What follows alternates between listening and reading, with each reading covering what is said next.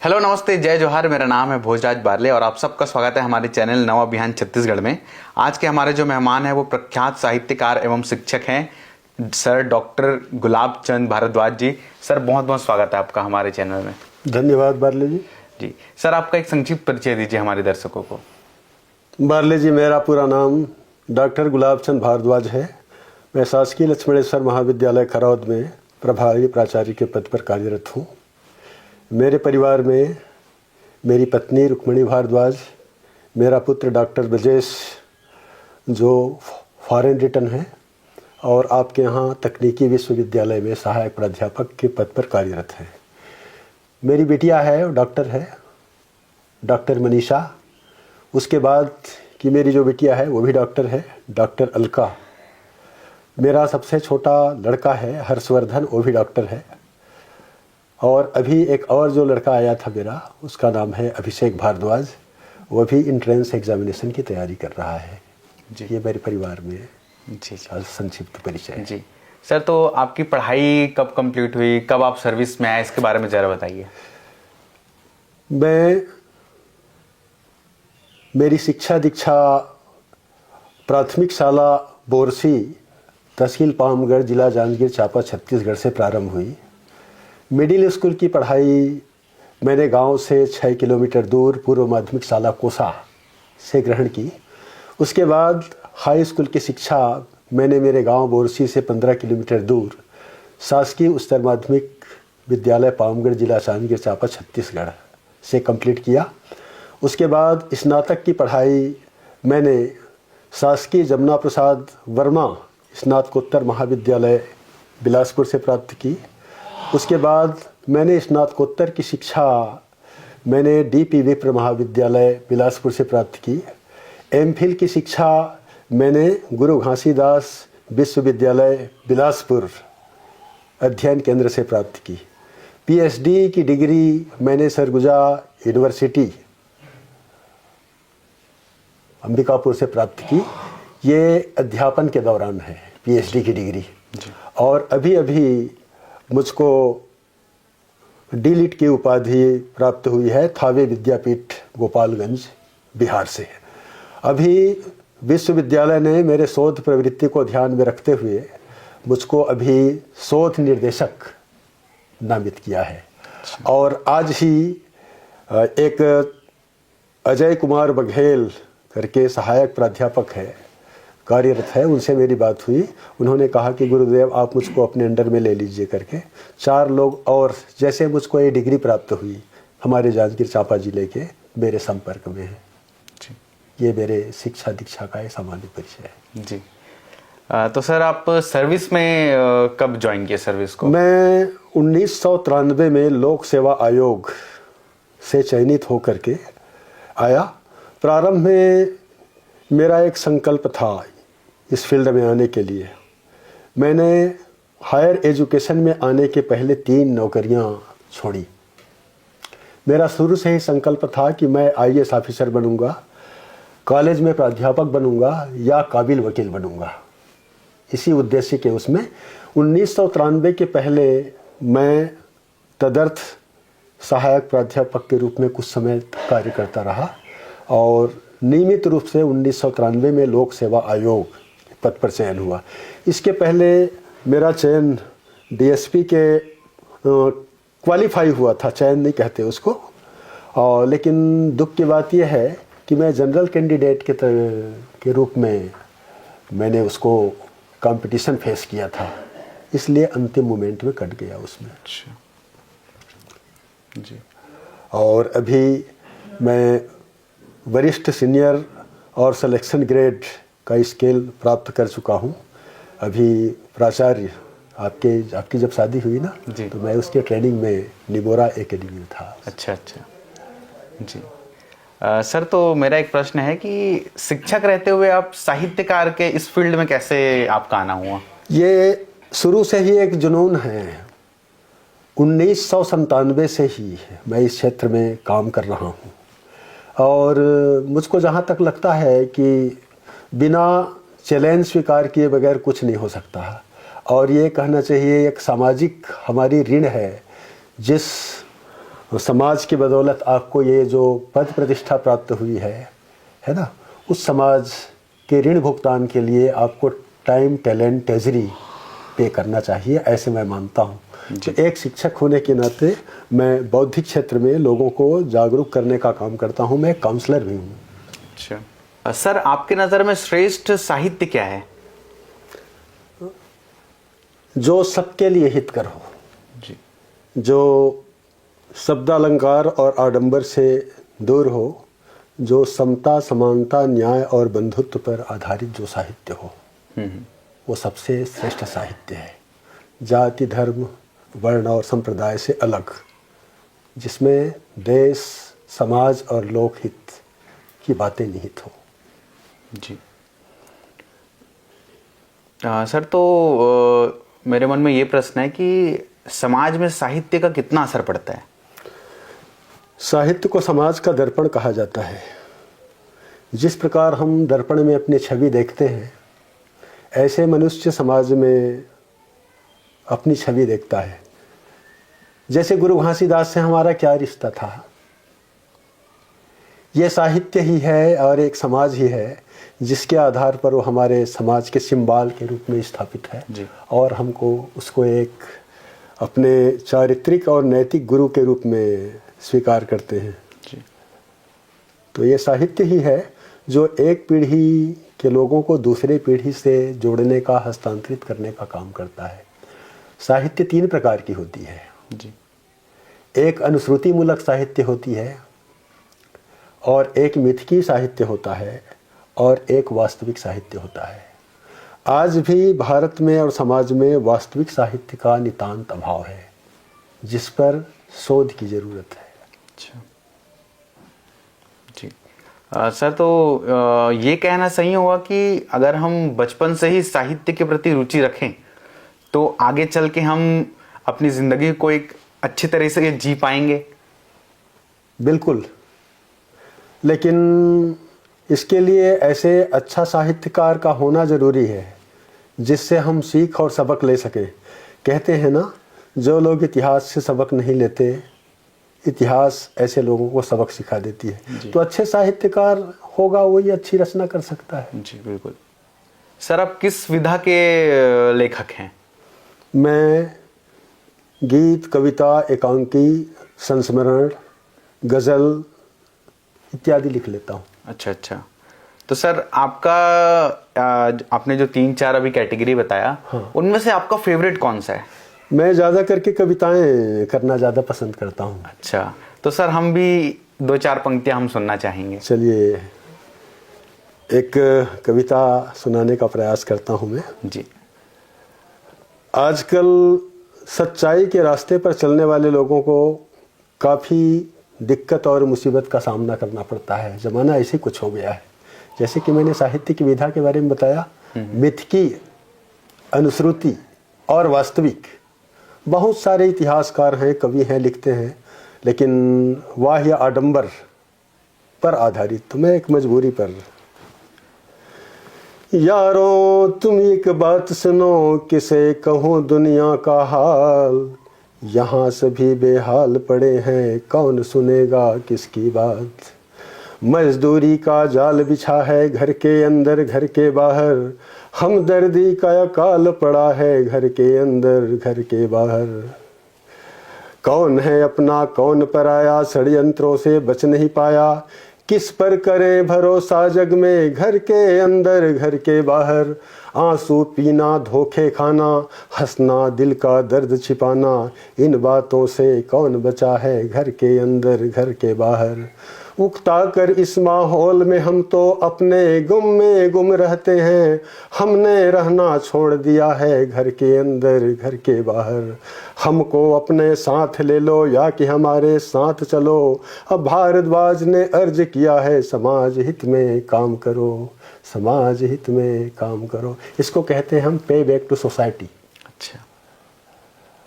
जिस समाज की बदौलत आपको जो मान सम्मान, प्रतिष्ठा, शोहरत प्राप्त हुई है, उस समाज को आप जिस रूप में हैं, समय दे सकते हो तो समय दे दो, टैलेंट दे सकते हो तो टैलेंट दे दो, और ये नहीं कर सकते और आर्थिक स्थिति आपकी ठीक है, तो ज़रूरतमंद जो हमारे बच्चे हैं जो शिक्षा ग्रहण कर रहे हैं, ऐसे लोगों को कुछ आर्थिक मदद कर दो।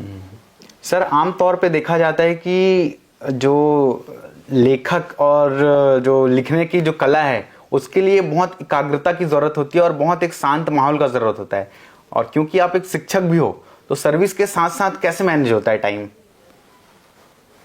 ये एक जुनून है और एक सामाजिक बीमारी कह सकते हैं इसको। और देश और समाज में यदि क्रांति लाने का किसी ने प्रयास किया है तो ऐसे लोग ही, और चूँकि हम उस समाज को बिलोंग करते हैं इसलिए समाज के दुख दर्द को जानना समझना हमसे बेहतर कोई नहीं कर सकता। उसको सहानुभूति के आधार पर नहीं जाना जा सकता, समान अनुभूति जो उस दुख दर्द को देखे हैं। तो हम लोगों को अपने पुरखे के लोगों की कुर्बानियाँ, उनका जो इतिहास है, उनका संघर्ष याद है। इसलिए मैं समझता हूँ कि प्रत्येक पढ़े लिखे बुद्धिजीवी वर्ग के लोगों को समय निकालना चाहिए। और जो मैं कहता हूँ, जो ज़्यादा अस्त व्यस्त रहता है वही अपने आप को ज़्यादा व्यस्त बताता है। यदि हम समय निकालने का काम करें तो हर आदमी को समय मिल सकता है। बिल्कुल बिल्कुल। सर, अभी तक आपने कितने लेख लिखे हैं, कितने आपने कोई किताब अगर प्रकाशित आपने किया होगा, इसके बारे में ज़रा बताइए। मेरी 2 किताबें प्रकाशित है। एक है बाबा साहब डॉक्टर भीमराव अंबेडकर पर मैंने महाकाव्य, और मैंने जो भी रचनाएं अब तक की है वो स्वांतः सुखाय नहीं है। जैसे कि बाबा साहब ने कहा था कि सामाजिक समस्याओं के हल के लिए 3 रास्ते हैं, short term solution, long term solution और परमानेंट सॉल्यूशन। इसलिए मैंने समाज में जागृति पैदा करने के लिए भीमायन महाकाव्य लिखा। दूसरी, गुरु घासीदास के सतनाम दर्शन और सतनामी समाज के इतिहास पर मेरी एक किताबें आई है, और इस पर मैंने यूजीसी को भी एक प्रोजेक्ट लिखा है, और इसके ऊपर मेरा खुद का पीएचडी है। और इसको मैंने प्रमोशन पाने के उद्देश्य से, तनख्वाह में वृद्धि हो जाएगी इस उद्देश्य से नहीं लिखा, इसको न शोध किया। इस पर गुरु घासीदास के ऊपर पीएचडी करने के लिए मैंने 3 पीएचडी छोड़ा है, और मेरा 22 साल का स्टडी है। 60 से अधिक कविताएं और 60 से अधिक आलेख, 50 से अधिक राष्ट्रीय और अंतर्राष्ट्रीय सेमिनार में मेरी सहभागिता है। लिखने का भी काम किया है मैंने, पेपर रीडिंग का भी काम किया है। कमोबेश यदि कहूँ तो छोटे मोटे 100 से अधिक आर्टिकल्स मैंने लिखा है। अभी 10 साझा काव्य संग्रह में मेरी कविताएं संगठित है, और 6 राजकीय और राष्ट्रीय शोध ग्रंथ पर मेरे पेपर प्रकाशित हैं जी। बिखरे मोती और गुरु ग्रंथ 2 महत्वपूर्ण रचनाएं अभी प्रकाशनाधीन है। अभी अभी मैंने गायकी के क्षेत्र में 2 गाने मेरी रिलीज हुई है। बार्ले जी से एक दिन चर्चा के दौरान मैंने जिक्र किया था। तो इसमें मैं रचनाकार के रूप में हूँ, उसको गाने का काम किसी दूसरे मेरे साथी ने किया है उसको। अच्छा जी। तो सर, गीत भी लिखते हो जैसे कि आपने बताया। हाँ। तो किस टाइप का गीत आपको पसंद है, सुनना और लिखना दोनों बताइएगा। दोनों जी। आप किस तो टाइप का गाना पसंद करते हैं? केवल ये मैंने कहा कि स्वांतः सुखाय के लिए नहीं है, ये सामाजिक जागृति पैदा करने के लिए है जी। तो जैसे भी आजकल देखा जाए तो समाज में गुरु घासीदास के बारे में कहें तो मैंने कहा कि साहित्य 3 प्रकार की विधाएं हैं, और वास्तविक साहित्य और इतिहास से समाज अभी कई क्षेत्र में कोसों दूर है। तो सामाजिक जागृति पैदा करने के लिए, जैसे कि अभी जो गाने 2 रिलीज हुई है उसमें गुरु घासीदास के बारे में हवे, सतनाम के दिया बुझावत है जलाएल पर ही ना, बाबा के संदेश मिटावत है बताएल परिहीना। ये पढ़े लिखे लोगों का एक दायित्व है। 1820 में गुरु बाबा सतनाम के पंथ चलाए, मन खे एक बता के समता के डहर बताए। 1820 में गुरु बाबा सतनाम के पंथ चलाए, मन खे एक बता के समता के डहर बताए। जे डाहर ला जे मंदिर ला भरम बताए, ओ माजा उलझाए सतनाम के दिया बुझावत है, जलाएल परहीना बाबा के संदेश मिटावत है, बताएल पर। ये गाने हैं। अच्छा। और एक सामाजिक जागृति पर दूसरा गाना है जो रिलीज हुई है अभी, इसमें गुरु पर्व के उसमें, जागो जागो सतनामी अपन नैयाला संभाला, जागो जागो सतनामी अपन नैयाला संभाला। मतलब गुरु घासीदास के संदेश और उपदेश को ये समाज विस्तृत करते जा रहा है। तो इसमें मान लीजिए मैं एक चीज़ बताऊंगा आपको, सुन करके आश्चर्य होगा।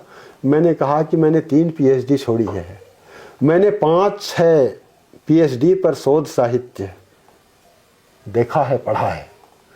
2-1 ग्रंथ PhD का तो मुझको ऐसे मिला जिनके ऊपर मैं एक लाइन भी उसको नहीं ले सका। मतलब पूरी तरह से बाह्य आडंबर और अंधविश्वासों से भरपूर। तो इस प्रकार की कविताएं और गीत लिखना पसंद करता हूं मैं, जो समाज में चेतना पैदा कर सके। कहते हैं ना कि वह पथ क्या पथिक भी क्या, जिस पथ पर बिखरे सूल न हो, और नाविक की धैर्य परीक्षा क्या, जब धाराएं प्रतिकूल न हो। सीधे साधे रास्ते पर तो सभी लोग चलते हैं। तो पढ़े लिखे लोगों को पढ़े लिखे होने का एक परिचय देना चाहिए, एक रास्ता तैयार करना चाहिए, क्योंकि पढ़े लिखे लोगों का अनुकरण समाज के लोग करते हैं। जी सर, शोध या साहित्य के सृजन में आपको किन किन परेशानियों का सामना करना पड़ा? खास करके दलित चेतना और अनुसूचित जाति के ऊपर लिखना अपने आप में बहुत बड़ा चैलेंज है। और गुरु घासीदास के संबंध में शोध साहित्य के सृजन करते समय मुझको कुछ दिक्कतें कठिनाइयों का सामना करना पड़ा। जैसे कि दबाव पूर्वक कहा जाता रहा कि इस अंश को हटाओ, इस अंश को हटाओ, इस अंश को हटाना ही पड़ेगा। और क्या है कि PhD और डिलीट शोध ग्रंथ को अस्तित्व में लाने के पहले 2 या 3 राष्ट्रीय और अंतर्राष्ट्रीय पेपर में पब्लिश होना ज़रूरी होता है इसको। तो कई जगह के लोगों ने मेरे आर्टिकल को छापने से मना कर दिया। कुछ जगहों से तो पैसे भी वापस नहीं हुए और कुछ जगहों से पैसे और आर्टिकल दोनों वापस नहीं हुए। लेकिन मैंने हिम्मत नहीं हारी, कई जगह से संपर्क किया और अंततः मेरा प्रोजेक्ट भी एक्सेप्ट हुआ और PhD पर शोध ग्रंथ भी मेरा मान्य हुआ। अच्छा सर, समाज सुधार में आपके द्वारा किए गए कुछ कार्य और सम्मान के बारे में बताइए। सामाजिक क्षेत्र में काम करने का जो दायित्व है, मैंने 1997 से प्रारंभ किया। इसके पहले भी छोटे मोटे कार्यक्रम में आता जाता था, सहभागिता रहती थी सामाजिक रूप में, लेकिन एक उत्तरदायित्व के रूप में मैंने एक जुनून के माध्यम से 1997 के उसमें मैं सतनामी कल्याण परिषद, हमारे मारो के भूतपूर्व जो विधायक रहे हैं ना, डेढ़ू प्रसाद गितलहरे जी, और मैं इनके भी संपर्क में रहा, रेशमलाल जांगड़े जी के। और आप सुने होंगे और आपके पापा जानते होंगे, हो सकता है आपको मालूम ना हो तो, बिलासपुर में HR भटपरे करके थे, इनके संपर्क में भी रहा, इनके संगठन में भी मैंने काम किया। उस समय क्या है कि सतनामी समाज के संबंध में बिलासपुर की एक पहली पत्रिका प्रारंभ हुई थी, उसमें सतनामी संदेश करके, उसमें भी जुड़ा था मैं। और 2003 से 2005 तक, उस समय मैं कोरिया में पोस्टिंग था, मेरे अधिकारी कर्मचारी मित्रों के सहयोग से 3 साल तक निःशुल्क जो समाज में श्रद्धालु जो आते हैं गिरौदपुरी में, उनके लिए भंडारे में भोजन की व्यवस्था हमने कराया था निःशुल्क, किसी भी प्रकार का कुछ ये नहीं था। हम प्रोफेसर हैं, हमारे बहुत अच्छे मित्र थे, आपके पापा को ध्यान में होगा मेरे ख्याल से, लक्ष्मीकांत गायकवाड़ जी, जो टीआई रहे और डीएसपी के पद से रिटायर हुए हैं जी। तो वहाँ पर एक अलग किस्म का आनंद आता था। कोई सब्जी परस रहा है, कोई पानी डिस्ट्रीब्यूट कर रहा है, कोई पत्तल बिछा रहा है। उसके बाद क्या है कि नारनौल और छत्तीसगढ़ सतनामी समन्वय के संयुक्त मेला के इस कार्यक्रम में मैंने सहभागिता दी थी। और ऐसे मुझको गुरु घासीदास सामाजिक चेतना और गुरु बालक दास स्मृति सम्मान और सिंबाल ऑफ नॉलेज बाबा साहब भीमराव अंबेडकर के नाम से 3 बार मिला है मुझको। और अरुणाचल प्रदेश के पूर्व राज्यपाल और बहुत बड़े साहित्यकार रहे हैं ये दिवंगत माता प्रसाद जी, इनका भी साहित्य सृजन का सम्मान मिला है।